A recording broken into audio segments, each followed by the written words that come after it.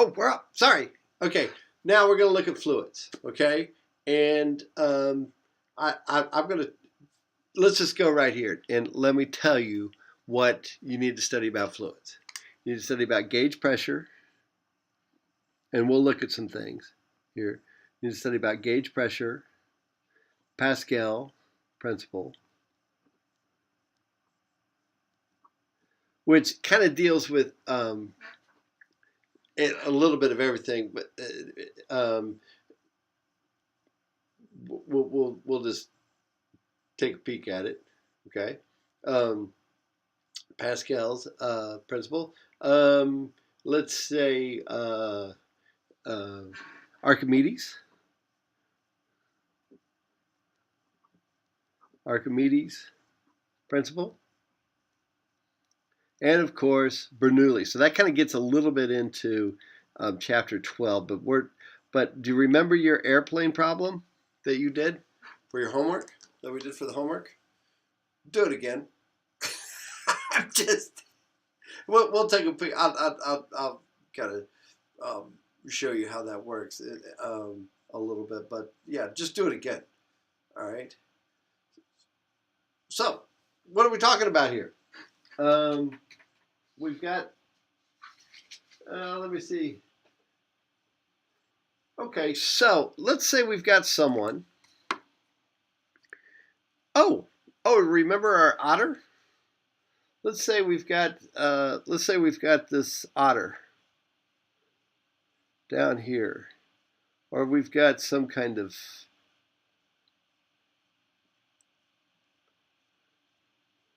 Space Ghost under the water, okay?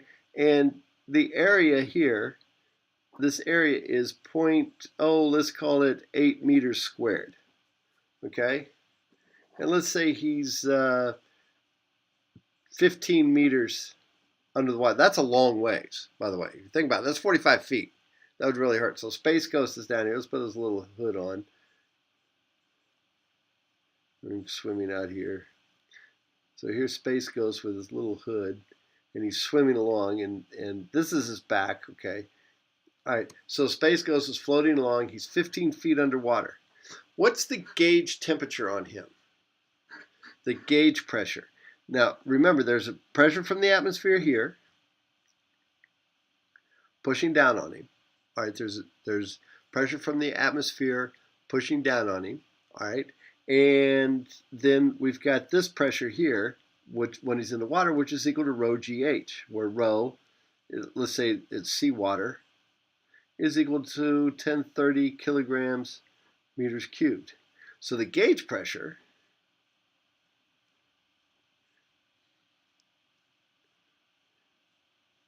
is equal to it's equal to the total pressure minus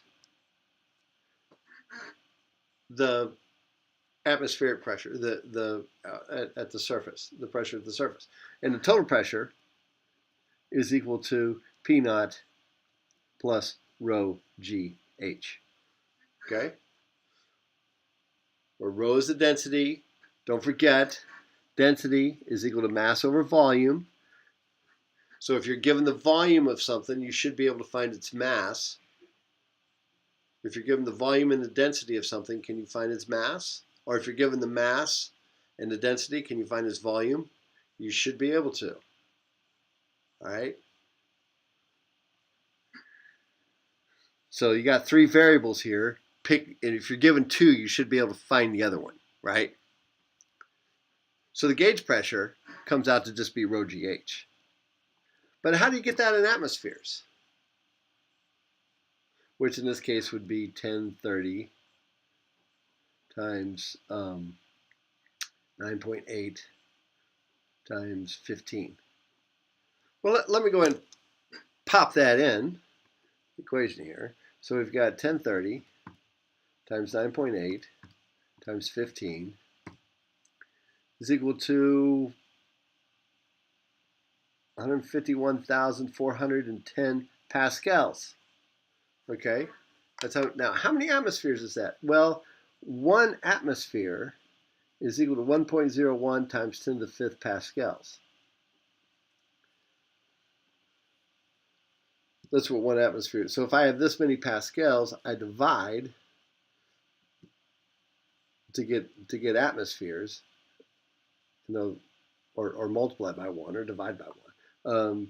And so I divide by 1.01 times 10 to the 5th pascals per atmosphere here. Per atmosphere, so the atmospheres goes up here and the pascals cancel. See how that works? So I got 151.410 divided by 1.01 second e to the 5th. Close. That's what I thought I was going to get. It's about 1.5 atmospheres. And kind of a rule of thumb, every 10 meters of seawater, every 10 meters, or especially every 10 meters of water, equals an atmosphere in pressure. So if you're down 10 meters, which is 30 feet, that's like 2 atmospheres of pressure that you're feeling. If you go down, that's like, if you go down 10 meters, then that will equal 1 atmosphere of pressure. If you go down 20 meters, that equals 2 atmospheres. 30 meters, that's 3 atmospheres of gauge pressure. The total pressure, you got to add, but it comes out to be pretty easy. So the total pressure, if you're using atmosphere in this case, is equal to 1 atmosphere plus 1.5 atmospheres, and you're done. Okay? So that's not too bad. Now, let's figure out real quickly. This is kind of a Pascal's problem too, and especially when let's figure out real quickly here, and then because I got like 2 more of these I got to do. All right, or maybe I can squeeze it into one. Let's say Space Ghost is down here, and he's got his watch. He's got his little, those little watches that he's got on. So he's got his watch here, and that watch has an area of 0.015 meters squared. Okay, that's the area of his watch. And it's got air on the inside of it. It's got 1 atmosphere of air on the inside. It's kept at 1, it's a fancy watch, it's kept at 1 atmosphere on the inside. Okay. So if he's going to flick open his watch, if he's going to flick open that thing to read how much pressure, how much force is pushing down on his watch. So here it is. It's got this little circle down here. It's down here 15 meters.